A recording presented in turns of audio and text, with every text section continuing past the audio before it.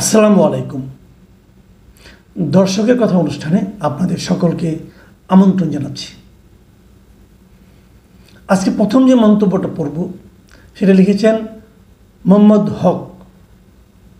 তিনি লিখেছেন, নির্বাচনের তারিখ রমজানের পূর্বে নিয়ে আসায় একটি সুন্দর আরামদায়ক নির্বাচন আশা করা যায়।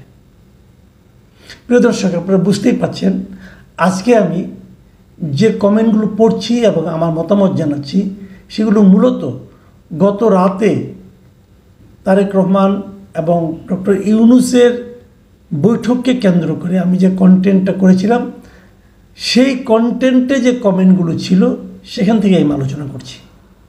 এবং মিস্টার হক মনে করেন রমজানের আগে নির্বাচনের তারিখটা নিয়ে আসার কারণে একটা সুন্দর এবং আরামদায়ক নির্বাচন হতে পারে। দ্বিতীয় কমেন্টটা লিখেছেন উচিত কথা। তিনি লিখেছেন, জনাব মাসুদ কামাল স্যার, ডক্টর ইউনূস ও তারেক রহমান জনগণকে বোকা বানাচ্ছে। সবই পাতানো খেলা। আসন ভাগাভাগি আগেই হয়েছে, এখন একটি পাতানো নির্বাচন হলেই হলো। আমরা সাধারণ মানুষ, আমাদের ভাগ্যের উন্নয়ন আর হবে না। সামনে আরও লুটেপুটে খাবে। এখন বাংলাদেশের পরিস্থিতি কি দেখুন। আমার কাছে এই মন্তব্যটা একটু যেন মনে হচ্ছে যে হতাশা মিশ্রিত হতে পারে। আমি আপনার চিন্তাকে একদম উড়িয়ে দিচ্ছি না, তবে আমি কিন্তু এতটা হতাশ নই। এটা লিখেছেন আবদুল্লাহ ইমরান। তিনি লিখেছেন, আজকে বিএনপি ছিল ঈদের চাইতেও বেশি খুশি। দেশের সার্বভৌমত্ব বিক্রি করার অন্যতম লোক এই মিটিংয়ের সামনের সারিতে। বিএনপি যদি ইউনূস গঙের ফাঁদে পড়ে যায় দেশের তো ক্ষতি হবেই, সবচাইতে বেশি ক্ষতি হবে বিএনপির। এরপর লিখেছেন মিস্টার আদিল। তিনি লিখেছেন, এগুলো হচ্ছে নাটক। সরকার বিএনপিকে ওজন করে দেখলো তাদের অটল অবস্থাকে নড়াচড়া করা যায় কিনা। এতে আমি মনে করি সরকার সফল। হ্যাঁ, আপনার এই বক্তব্যটা কিন্তু একদম উড়িয়ে দেওয়ার মতো না, কারণ আপনি এমনিতেও একটা অনেক সময় কিন্তু একটা ধারণা ছিল যে বিএনপি যখন কোনো কিছু বলে, বিশেষ করে খালেদা জিয়া যখন দায়িত্বে ছিলেন তখন আমরা দেখেছিলাম যে ওনাকে বলা হতো আপসহীন নেত্রী। সাধারণত উনি যেটা বলতেন সেখান থেকে নড়তেন না, এই জন্যই ওনার এই নামটা হয়েছিল। কিন্তু এবার আপনার এই যে বক্তব্যটা আপনি দিলেন, এই যে এটা ওই আপসহীন চরিত্রটাকে তা ধরে রাখতে পারেনি। তবে আমি মনে করি যদি লজিক্যাল কিছু আসে সেখানে আমি নড়চড় একদমই হব না, এ ধরনের হলে তোর আলোচনা হয় না, তাই না? ভালো কিছু হলে আমাদের কোনো আপত্তি নেই। মোহাম্মদ হিমেল লিখেছেন, আমরা যারা সাধারণ জনগণ বা বিএনপি করি আমরা সন্তুষ্ট। আপনি আফসোস লীগের হয়ে আফসোস হয়ে থাকেন আর আওয়ামী লীগ করেন। ঠিক আছে, সেখানে আপনি যারা সন্তুষ্ট যারা আছেন এরকম লোকের সংখ্যা অনেক, বিএনপিরও অনেকেই সন্তুষ্ট। আমি যে খুব একটা অসন্তুষ্ট তাও কিন্তু না, বাট আমি যে কাজটা করি আপনি একটু খেয়াল করে দেখবেন, আমি কিন্তু ভাই বিএনপি করি না, আমি ভাই আওয়ামী লীগও করি না, আফসোস লীগও করি না, আমি কোনো রাজনীতিই করি না। আমি একজন সাংবাদিক হিসাবে অথবা একজন সাধারণ মানুষ হিসাবে যে ঘটনাটা ঘটে সেই ঘটনাটাকে আমার মতো করে, আমার বিশ্বাস থেকে, আমার শিক্ষা, আমার রুচি এটা দিয়ে বিশ্লেষণ করার চেষ্টা করি। আমার বিশ্লেষণটা আপনার ভালো নাও লাগতে পারে, বিএনপির অনেকের কাছে ভালো নাও লাগতে পারে, কিন্তু তারপরেও আমি করি এই আশায় যে ধরেন অঘটনটা ঘটেনি, ধরেন বিপদটা ঘটেনি, তারপরেও যদি বিপদের আশঙ্কা নিয়ে আলোচনা করা হয় তাহলে কিন্তু বিপদের ব্যাপারে সতর্ক থাকা যায়। আমি কিন্তু আলোচনাগুলি করি এই কারণে, কোনো একটা দলকে সাহায্য করার জন্য অথবা কোনো একটা দলকে বিপদে ফেলানোর জন্য অথবা সরকারকে বিপদে ফেলানোর জন্য অথবা কারো কুৎসা করার জন্য আমি আমার শ্রম বিনিয়োগ করি না। আমি বেসিক্যালি যা ঘটছে সেটা একটা বিশ্লেষণ করি এই কারণে, সবাই যদি একটা ঘটনার ভালো মন্দ উপকারিতা অপকারিতা সম্পর্কে সচেতন থাকেন তাহলে হয়তো ভুলটা কম হয়। এই জন্যই, আর কিছু না ভাই। আর আপনি আমাকে আফসোসলি অথবা আওয়ামী লীগ মনে করলে হয়তো আপনি ভুল ধারণা করবেন। এরপরে যখন আপনি আমার কথা কোনো কোনো কিছু বলবো আমি, তখন আপনি কিন্তু ওইটার সঙ্গে মিলিয়ে করবেন। আমার অনেক ভিডিও আছে এবং আমার বেশিরভাগ ভিডিওই কিন্তু আওয়ামী লীগের সমালোচনা করে, আওয়ামী লীগ যখন শাসন করতো তারা কী কী দুর্নীতি করে সেগুলির ব্যাপারে, এবং শেখ হাসিনার সমালোচনা করে আমার অনেক ভিডিও কিন্তু আছে। কাজেই এত সরলীকৃত সিদ্ধান্ত আমার সম্পর্কে না নিলে আমার প্রতি মনে হয় সুবিচার করা হবে। যাও, শাহেদ মিডিয়া লিখেছেন, কামাল ভাই আপনার কথায় বোঝা যাচ্ছে যে খুব শীঘ্রই আওয়ামী লীগ ফিরবে এবং ইউনূস বিএনপি দুজনেই বিপদে পড়বে। ঠিক আছে, এটা আপনার মন্তব্য, আমার কোনো বক্তব্য নাই, কিন্তু আমি খালি এটুকু জানতে চাচ্ছি আমার কোন কথায় আপনার এরকম মনে হলো এটা বলেন। খুব শীঘ্রই আওয়ামী লীগ ফিরবে এটা আমি বিশ্বাস করি না ভাই, এটা আমি একদমই বিশ্বাস করি না। কাজে আমার কোন কথায় আপনার মনে হলো এটা যদি আমাকে একটু বলতেন আমার জন্য সুবিধা হতো। এটা লিখেছেন মাহি আলম জুয়েল। তিনি লিখেছেন, আপনাকে রেসপেক্ট করেই বলছি, এত নেগেটিভিটি আপনার আলোচনায়, আমরা পরিবর্তন হইতে পারবো না। আমি বুঝতে পারছি না আমার কথায় কি খুব বেশি নেগেটিভিটি থাকে। আমি কিন্তু আশার কথা বলি, সম্ভাবনার কথা বলি, পাশাপাশি সতর্ক করে দেওয়ার চেষ্টা করি। কারো ব্যাপারে সমালোচনা করলে সেটাকে নেগেটিভিটি বলে ভাবা মনে হয় ঠিক না। অনেক সময় সমালোচনা কিন্তু মানুষের মধ্যে ইতিবাচক সতর্কতা অথবা ইতিবাচক পরিবর্তনও এনে দেয়। আমার লক্ষ্য কিন্তু এটাই।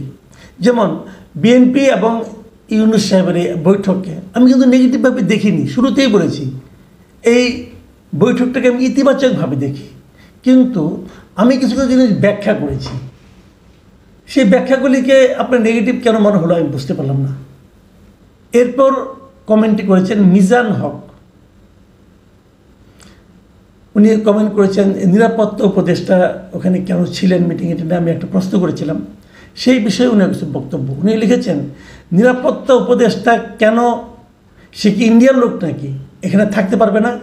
সব কিছু ভালো দৃষ্টিতে দেখার চেষ্টা করুন, তাহলে দুনিয়াটা সুন্দর। দেখুন, আমি এই প্রশ্নটা করেছি অন্য একটা কারণে।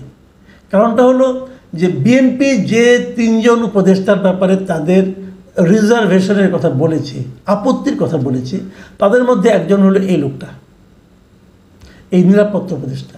তো তারেক রহমানের সঙ্গে ডক্টর ইউনূসের বৈঠক হবে, সেখানে তো নিরাপত্তা উপদেষ্টার মানে পোর্টফোলিওর মধ্যে এটা পড়ে না। সেই জন্যই আমি জানতে চেয়েছি উনি ওখানে কেন, অন্য কিছু কারণ না কিন্তু।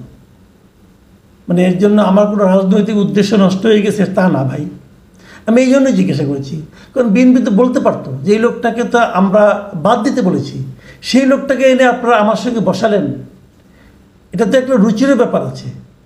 আপনি মনে করেন আপনার বন্ধুর বাসায় গেলেন, যে বললেন যে একটা লোক আপনার বন্ধুরা জানে যে জনৈক এক্সের সঙ্গে আপনার সম্পর্কটা খারাপ, তখন আপনি যাই দেখলেন যে ওই বন্ধুর সঙ্গে এক্স বসে আছে, আপনার ভালো লাগবে? ভালো লাগবে। আমি ওই কথাটাই বলার চেষ্টা করছি, আপনি অন্য কাউকে নিয়ে যেতে পারতেন। মানে এর মাধ্যমে কি আপনারা বিএনপির ধৈর্য পরীক্ষা করছেন কিনা আমি জানি না, এই জন্যই আমার বলা। তবে এই নিরাপত্তা উপদেষ্টা নিয়ে আমার ওই মন্তব্যের প্রেক্ষিতে আরও কয়েকটা কমেন্ট আছে, সেগুলিও পড়ি। শায়ান সেজু লিখেছেন, নিরাপত্তা উপদেষ্টা রেখেছে কেবলই বিএনপিকে টেক্কা দেওয়ার জন্য, কারণ বিএনপি এই উপদেষ্টা পদত্যাগ চেয়েছিল, যে কথাটা আমি বললাম। কামরুল হাসান লিখেছেন, নিরাপত্তা উপদেষ্টা হলো পিনাকি ইলিয়াসের প্রতিনিধি, পিনাকি এবং ইলিয়াসের প্রতিনিধি। এটা আমি ঠিক জানি না, তবে আমি এটুকু জানি যে ওনাকে উপদেষ্টা হিসেবে নিয়োগ দেওয়ার পর পিনাকি ভট্টাচার্য এই সরকারের খুব প্রশংসা করেছিলেন। মানে পিনাকির সঙ্গে যে এই খলিল সাহেবের খুব ভালো সম্পর্ক এটা উনি বলেছিলেন আর কি, কিন্তু ওনাদের প্রতিনিধি হিসেবে এখানে আসছেন এটা আমি বলতে পারবো না ভাই। তালিবুর রহমান লিখেছেন, আপনি তো খলিলের নখের যোগ্যতা রাখেন না, আসলে রাখেন না এটা হয়তো বলতে চেয়েছিল, যার লেখায় হয়তো একটু ভুল হয়েছে। আপনার এই বক্তব্যটা নিয়ে আমি রেখেছি এই কারণে আলোচনা করার জন্য। দেখেন ভাই, আমি আসলে খলিলের নখের যোগ্যতা করি, হয়তো একটু চুলের যোগ্যতাও রাখি না, এটা নিয়ে আমার কোনো টেনশন নাই, এটা নিয়ে আমি ভাবিও না আমি কার নখের যোগ্য অথবা কার চুলের যোগ্য অথবা তার কার ছায়ারও যোগ্য না, এগুলো নিয়ে আমি ভাবি না। আমার কথাটা অন্য জায়গায়। দেখুন, একজন লোক তার উপস্থিতি নিয়ে আমার আপত্তি ছিল, আমি সে আপত্তির কথাটা বলেছি। কিন্তু তার সমালোচনা করতে হলে তার যে সমান যোগ্য হতে হবে এমন কিন্তু কোনো কথা নেই। আমি উদাহরণ দিয়ে বলি, যেমন ধরেন আপনি যখন ফুটবল খেলা দেখেন, মেসি যখন একটা গোল মিস করে, অথবা রোনাল্ডো যখন একটা ভালো খেলা খেলতে না পারে, অথবা আপনার ক্রিকেটে বিরাট কোহলি যখন কোনো গোল্লা মারে অথবা ডাক মারে, যেটাকে বলি আমরা কি সমালোচনা করি না? আমাদের বড় বড় প্লেয়ার যারা আছেন তারা যদি ডাক পারে আমরা সমালোচনা করি না? করি। এখন কেউ যদি আপনাকে বলে আপনি তো ওই প্লেয়ারের নখের যোগ্য না, আপনি সমালোচনা করছেন কেন? এটা কি বলা যাবে?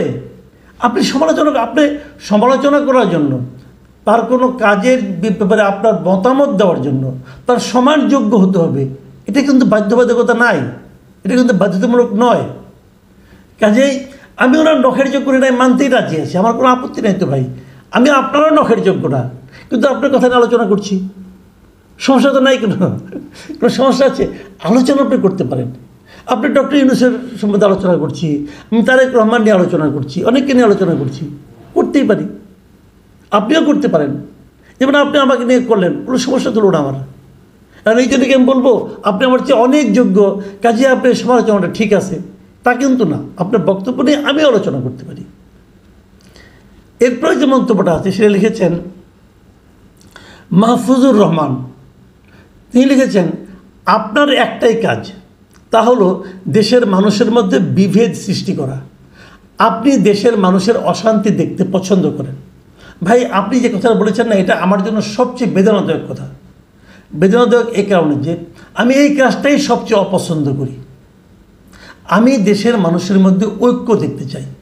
আপনি আমার যদি আজকের থেকে 3, 4, 5 বছর আগের ভিডিও দেখেন, সেখানে দেখবেন আমি একই কথা বলেছি। আমি চাই দেশটাকে যেন বিভক্ত করা না হয়, যেটা নাকি শেখ হাসিনা করতেন। উনি বিএনপিকে বাতিল করে দিতেন, জামাতকে যুদ্ধ অপরাধী বলে বাতিল করে দিতেন, তারা থাকতে পারবে না, রাজনীতি করতে পারবে না, এগুলি বলতেন, বলে উনি একা দেশ চালাবেন। ওটা ছিল দেশকে বিভক্ত করার একটা প্রক্রিয়া। আমি সেটাই এখনও বলি যে আপনারা দেশটাকে বিভক্ত করে দিন না, কোটি কোটি মানুষকে বাতিল করে দিন না, সবাইকে নিয়ে দেশটাকে অগ্রসর হতে হবে। আপনি কেন আমার প্রতি এই নিষ্ঠুর আচরণ মন্তব্যটা করলেন আমি ঠিক বুঝতে পারলাম না। ভাই, এই কাজ আমি করি না, আমি সমালোচনা করি অনেক সময়, বিভিন্ন ঘটনার প্রেক্ষিতে আলোচনাটা করি। এই জন্য যেহেতু আমার প্রশংসামূলক ভিডিও কম, কাজে হয়তো আপনার মনে হতে পারে আমি বিভক্তি করতে চাই, বিভেদ করাতে চাই। না ভাই, এটা আমি চাই না, ঘুণাক্ষরে কখনো চিন্তাও করি নাই। বিকাশ গোস্বামী তিনি লিখেছেন, মাসুদ কামাল ভাই, আমার কৌতূহল, আপনার রাজনীতি করার অফার আসলে আপনি কি রাজনীতিতে আসবেন? না ভাই, আমি আসব না। আমি কোনো রাজনৈতিক দলেই এখনও নাই, আগামীতেও থাকবো না। এটা হলো একদম নিরেট সত্য কথা। কেবল রাজনৈতিক দল না, আমি কোনো সরকারের বর্তমান কিংবা আগামীর কোনো সরকারি দায়িত্ব পালন করতে চাই না। ওটা আমার কাজ না, ওগুলো আমি বুঝি না। রাজনীতিও আমার জগৎ নয়। আমি সাংবাদিকতা করি, বিভিন্ন ঘটনার বিশ্লেষণ করি এখন, এবং আমি এটাই করব যতদিন বেঁচে থাকব। আমি আমার কথাটা বলতে চাই, আমি আমার অপিনিয়নটা আপনাদের সঙ্গে শেয়ার করতে চাই। প্রিয় দর্শক, এই পর্যন্তই আমি যে মতামতগুলো এবার নিয়েছিলাম সেগুলো আপনাদের পড়ে শোনালাম, আমার বক্তব্য বললাম। কেমন লাগলো আপনারা এখানেও মতামত দিতে পারেন, আমরা চেষ্টা করব। আমাকে অনেকেই বলেছেন যে আমরা যারা মতামত লিখি, কমেন্ট লিখি, এগুলো কেউ পড়ে না, এগুলো অবহেলিত থাকে। ঘটনা তা নয়, আমি কিন্তু ভাই পড়ি, আমি পড়ি অনেক মতামতের আমি নিজে ওখানেই জবাব দিই।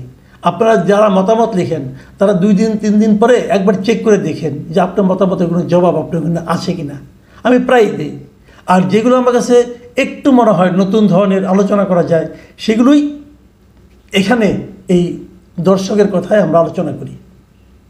ভালো থাকবেন আপনারা নিয়মিত কমেন্ট লিখুন, আমার সমালোচনা করুন, কোনো সমস্যা নাই, আমরা সেগুলো নিয়ে আলোচনা করার চেষ্টা করব। ভালো থাকবেন আপনারা। এখন এ পর্যন্তই, আল্লাহ হাফিজ।